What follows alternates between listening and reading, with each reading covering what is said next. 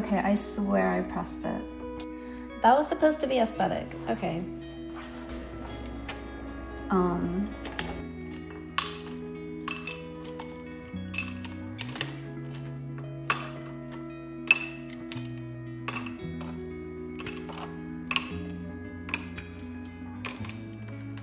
Oh, 2 cups. Perfect.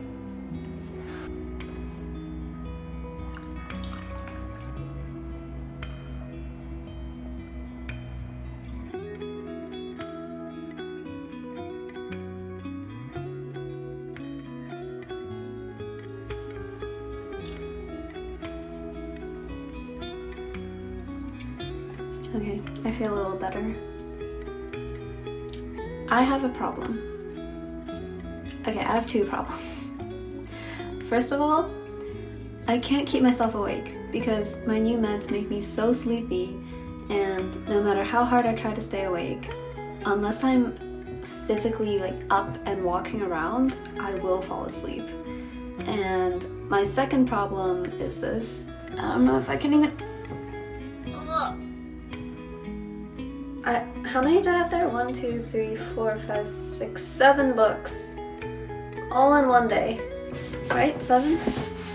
1, 2, 3, 4, 5, 6, 7. 7 books. And I have 8 more coming in the mail. I have a book buying addiction. Ever since I got a bookshelf, I cannot stop buying books because there's so many that I want to read, and now that I actually have a place to store them all, I'm just thinking I want to get it like right now, and then once I finish a book, I can just pick it up and start reading it immediately. So I have a slight book buying addiction right now. I need to chill out for a while. I'm gonna finish collecting the Game of Thrones series, and then I'm gonna stop. Yep, I'm gonna... Will I stop? I don't know. I don't know. Let's just talk about the books I got today. So, the first one is If Cats Disappeared from the World, and this is by a Japanese author, Genki Kawamura. I can't. Kawamura. Over 1 million copies sold in Japan. So I kept seeing this every single time I went to the bookstore, and I kept looking at it, but I never got it. So today I decided I'm just gonna grab it. So the premise is there's a man who has a tumor in his head, he's about to die, and he meets the devil, and the devil says if you make one thing disappear from the world, you can live for 1 day longer. So that's the whole premise of the book, and based on the title, I can already guess the cat's gonna disappear, and I'm gonna be really, really sad. I think I've realized I really enjoy books written by Japanese authors because I've read books by 3 Japanese authors now. I'm still reading this one, but I'm really enjoying it so far, and I think this is a book that I'm gonna love, even just based on the first chapter. So I'm noticing a pattern there, so I think I want to start collecting more Japanese books as well. But this one I'm really enjoying. It's not anything special or like, I guess meeting the devil and having your life extended, that's kind of magic, but it's not extremely fast-paced or anything, but it's still really, really interesting, and it flows really well, so I'm really enjoying this. Next two, this one is Normal People, this one is No Longer Human. I read the premise of this while I was at the bookstore, but honestly I went through so many books that I kind of forgot what it was, but it did hook me, so that's why I got it, so I'm gonna read this. This one, I believe, is just contemporary romance, and I know I said I don't like romance, but I want to give it a try because maybe it's just the types of romance books I was reading that I didn't enjoy. Maybe I do enjoy romance if it's written by the right person, so I want to give it a try. So I'm gonna try this one because apparently it's really popular. Because I do enjoy romance when it's done right. So in certain books I have enjoyed romance. So maybe if it's written by the right author, maybe it is a genre I can enjoy, so I want to give this a try. It also said that people who enjoyed Perks of Being a Wallflower enjoyed this book, and I absolutely love that book, so maybe I'll really like this one. Next, I got Serpent and the Wings of Night, and also its sequel.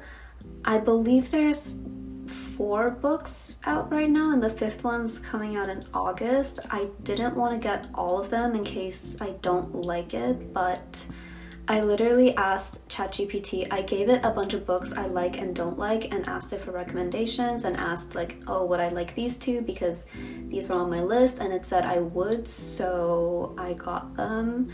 So let's see if I like it.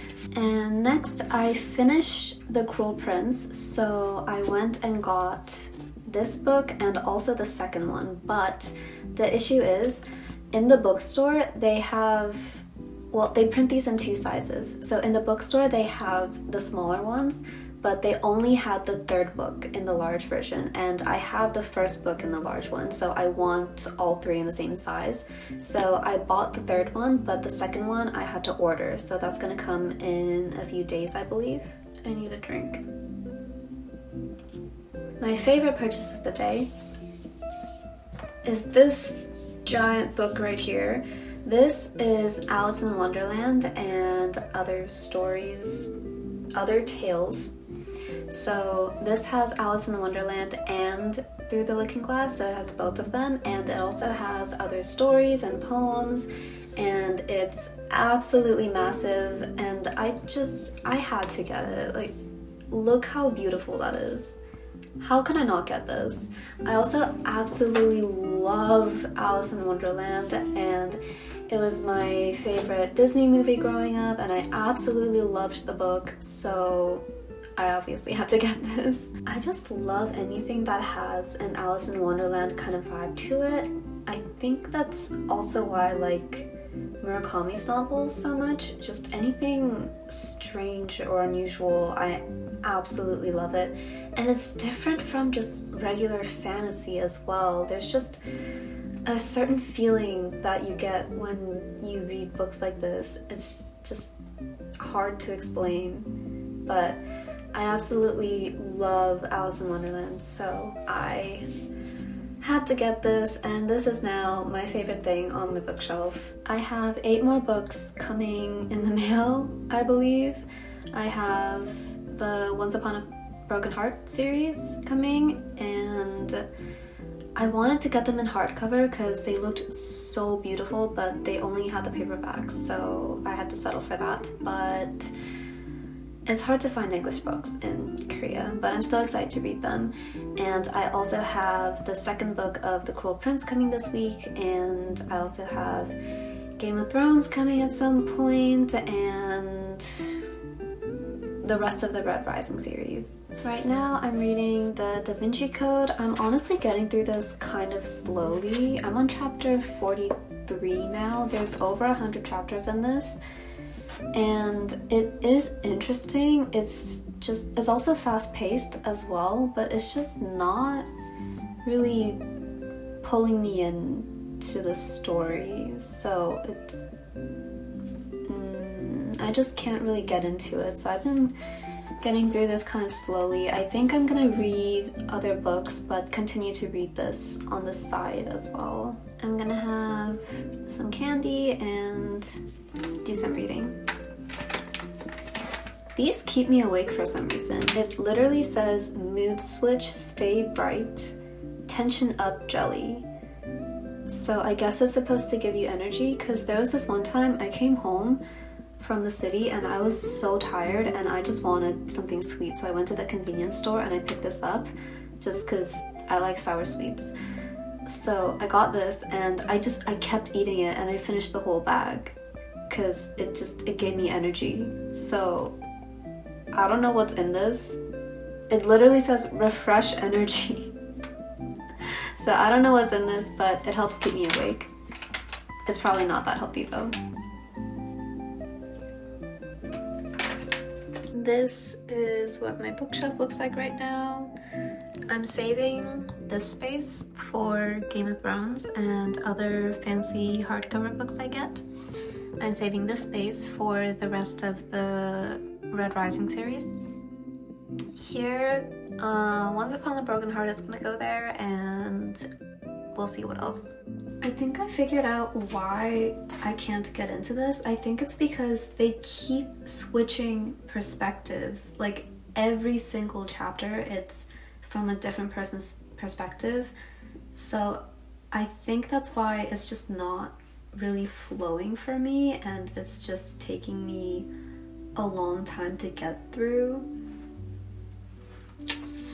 I was really intrigued by all the puzzles and the conspiracies and everything, and I still find all of that interesting whenever they talk about these like conspiracies and all of this history that I didn't know about. I still find that interesting, but I just can't get into the flow of it. I'm this much in, so I am pretty far in, so I might as well.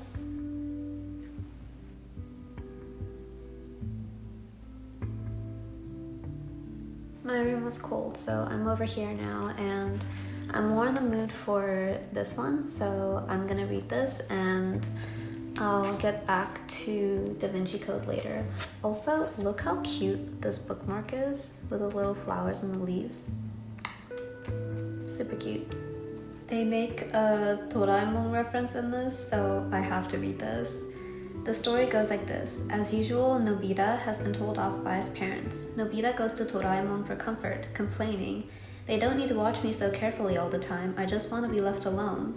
Then Doraemon pulls a gadget out of that fourth-dimensional pocket of his, the pebble hat. Doraemon explains, "When you wear this hat, you'll be like a pebble on the ground, unnoticed. In other words, you'll still exist, but no one will notice." Nobita is thrilled and puts on the hat. For a while, he enjoys being left alone, but then he starts to get lonely, and when he tries to take off the hat, he can't. It's stuck on his head, so he starts to cry. It's his tears that make the hat come off, and Mama and Papa start to notice him again. Then Nobita says, "I'm glad people care about me," and that's the end of the story. I don't remember that episode, but it does seem very Doraemon-esque, so... Also, they call the devil Aloha, which is so funny. Japanese books have the craziest twists that just come out of nowhere.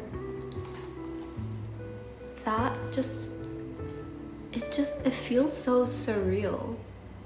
Like, where did this come from? It was literally just, like, within a second, within one line. Love has to end, that's all. And even though everyone knows it, they still fall in love. I guess it's the same with life. We all know it has to end someday, but even so, we act as if we're going to live forever. Like love, life is beautiful because it has to end. I made rodebrutta because I was hungry. I'm gonna eat this and watch... I spilled the cheese. I'm gonna eat this and watch reading videos and then go back to reading my book. That was really spicy. I don't know why I did that to myself.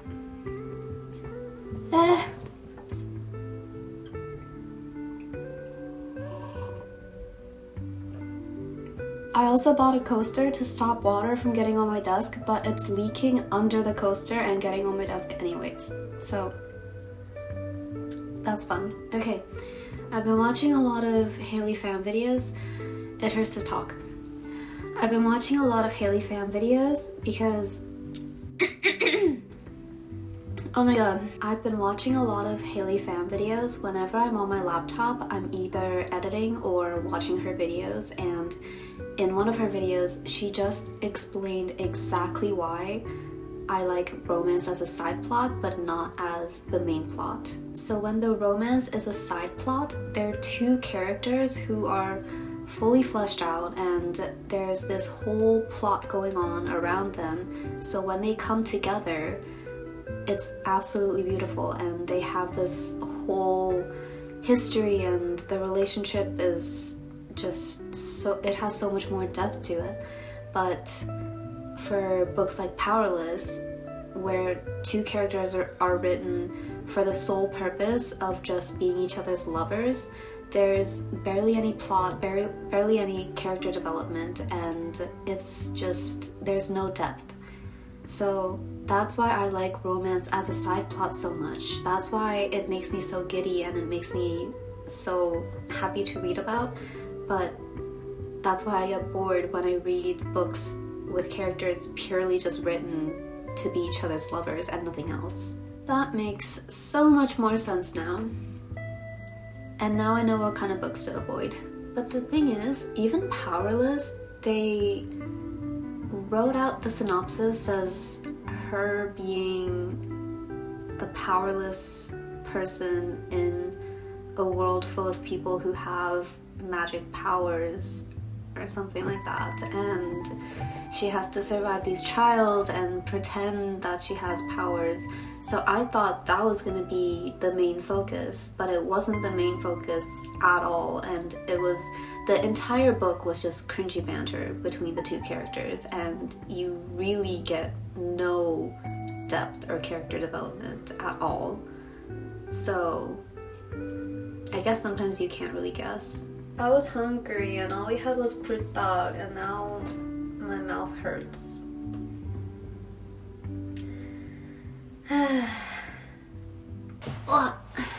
This I'm quite liking so far. You can tell because I keep reading quotes from it. But it's a really quick read. I'm almost, once I finish this chapter, I'll be halfway through already. So it's a really quick read.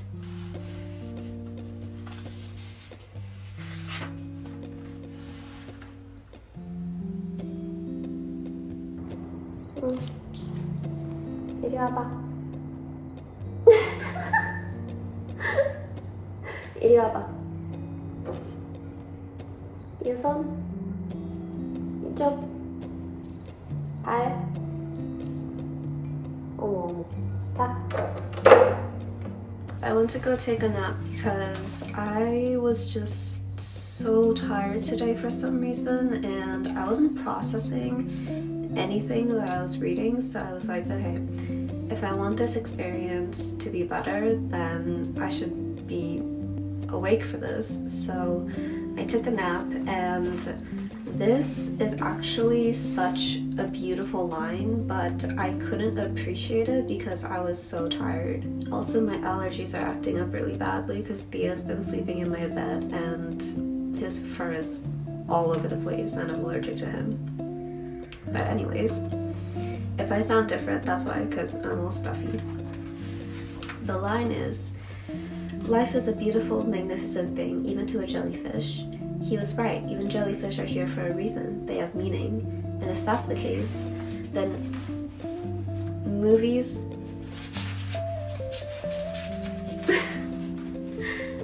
and music, coffee, and pretty much everything else must have some kind of meaning too. Once you start down that path, then even all those unnecessary things turn out to be important for some reason or another. If you're trying to separate out the countless meaningless things in the world from everything else, you'll eventually have to make a judgment about human beings, about our existence.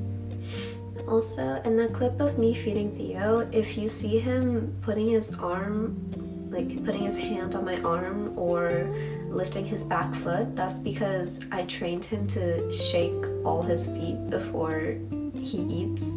So whenever I'm feeding him, he just does it automatically, like one foot, other foot, back foot, without me even having to put my hand out. So see if you can notice that in the clip. Okay, I'm listening to my reading playlist and reading my book. I feel like listening to this playlist actually makes me focus on the book more, and it makes me feel more engaged, which is interesting because usually music would be kind of a distraction, but this actually works really well for me. I have about 80 pages left, and so far I feel like it's not really what I expected. It's not all that profound or unusual or strange. The concept of a demon making a deal with a demon to make something disappear from the world, to live an extra day. I feel like that's a really good concept, but they're not executing it as well as they could. So it's not all that profound or unusual. It's just little cliches like you don't know what you have until you lose it, or in order to gain something you have to lose something, little things like that. But that's just, you hear that kind of thing all the time, so it's not really anything new. I do have 80 pages left, so maybe the ending will surprise me, but so far it's not really that special. It's a light read and it's enjoyable, but it's just something that I would read like on a bus if I had nothing to do and I just wanted to pass the time. That's what this feels like right now.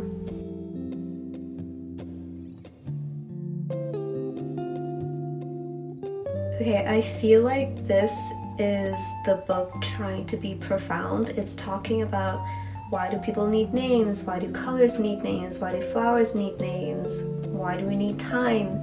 Why can't we just call all flowers flowers? Why can't we just call all colors color? And it doesn't make any sense, because then how would you, if we didn't have names, even for people as well, they're saying why do we need names for people? How would we address each other? How would we differentiate each other?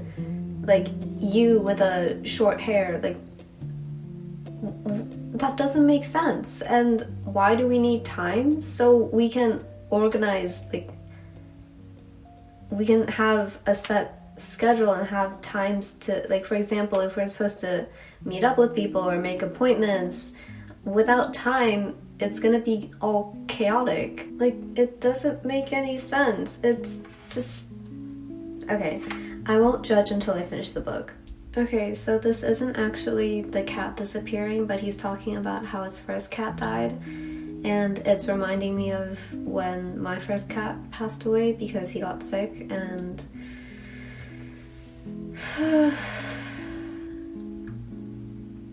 this is making me sad.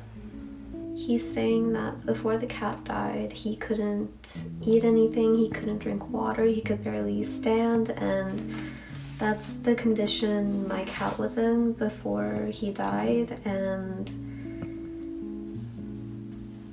he got sick and he had a broken leg from falling off a chair, and he could barely walk. I had to feed him with one of those little water droppers, and even though he could barely walk, my mom tried to take him to her room to sleep with him. But even though he could barely walk, he crawled his way over to my room and slept right by my head. And he usually never did that. He usually slept by my feet or slept by himself on the dining room chair. But I absolutely love animals, and I don't think I could live without having an animal in my life.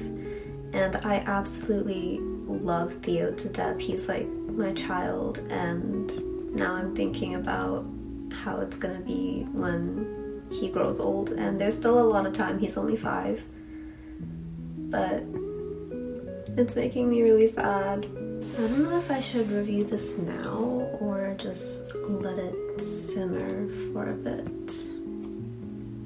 I think the reason it almost made me cry is because it just hit too close to home. I should not be reading about death right now, and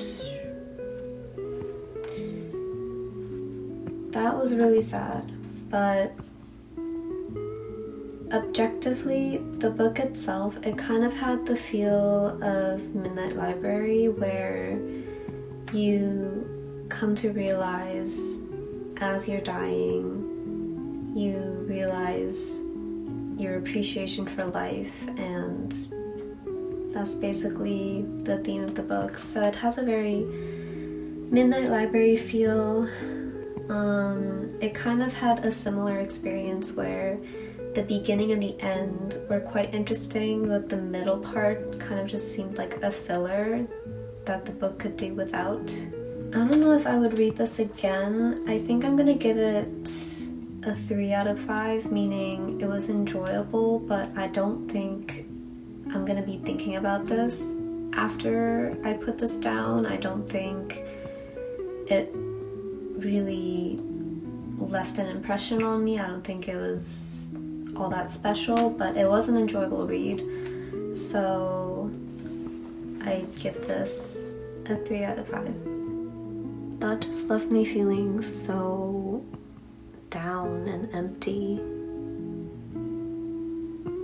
I literally had to close the book and put it down and I just stared off into space. Not a great time to read this book. I chose this book at a very poor time.